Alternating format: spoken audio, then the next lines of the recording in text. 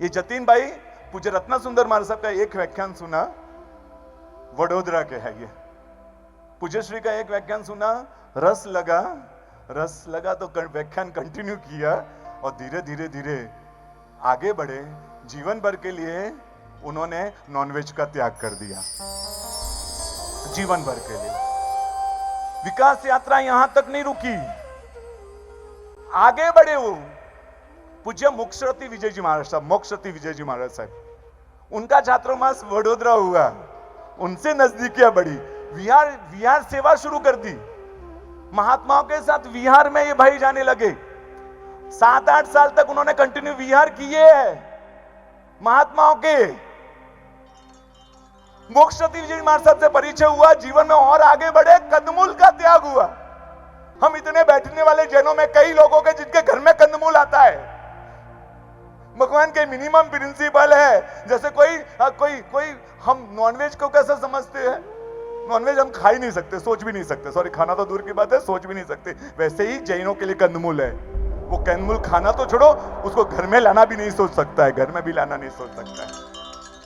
ये जैन होकर इन्होंने कंदमूल का त्याग किया।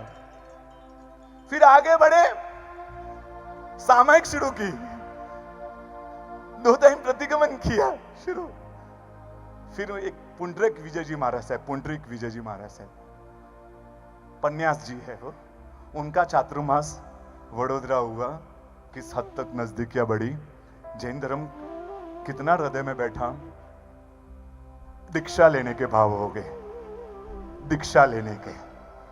गुरुदेव से विनती की, संसार में नहीं रहना लगता है, संसार में कितने पाप, कच्चे पानी की विराधना, अनगन पानी की विराधना, ये सब विराधना, संसार में नहीं रहना है। गुरु महाराज उनकी परिस्थिति से समझते थे। पापा का निधन हो गया था, घर की जिम्मेदारी उन पर थी, बहन भी थी। तो गुरु महाराज ने समझाया कि आपकी परिस्थिति अलग है भाई, नहीं साहब आप कुछ प्रयत्न कीजिए। तो गुरु महाराज और साध्वी जी भगवान जतीन भाई के घर पर गए। और सीधी सी बात है, पंजाबी घर, सिंधी परिवार का घर, जैन धर्म की कोई के प्रति सहज आकर्षण हो वैसा कोई माहौल भी नहीं था। मां से कहा कि आपका लड़का दीक्षा लेना चाहता है, क्या आप आज्ञा दोगे? आप हाँ कहोगे? क्योंकि रोज रात को आकर रोता है कि साहिब अब एक क्षण, जिसको वैराग्य आता है ना, उसको एक क्षण भी संसार में रहना है ना, भारी लगता है। आपको लगता है ये कैसे होता है? हाँ, जिसके जीवन का सो कोई शुभ योग पुण्योदय होता है, उसके जीवन में एक घटना होती है। साहिब ने कहा बहुत तड़पता है, बहुत रोता है, अगर आपकी इच्छा हो तो आप हाँ कहो ना।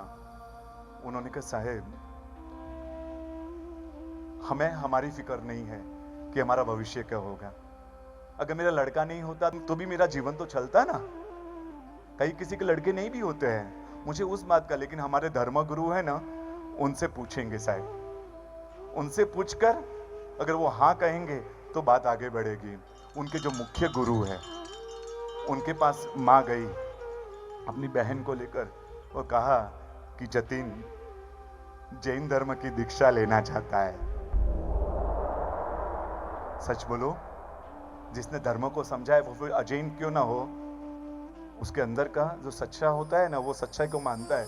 उनके शब्द सिंधी परिवार के धर्मगुरु, उनके शब्द, जतीन मालूम है अपने धर्म नहीं है वो, लेकिन जतीन बहुत अच्छे धर्म को स्वीकार करके बहुत अच्छे मार्ग पर जा रहे हैं, आप उसको रोकना मत, आप उसको हाँ कह दो।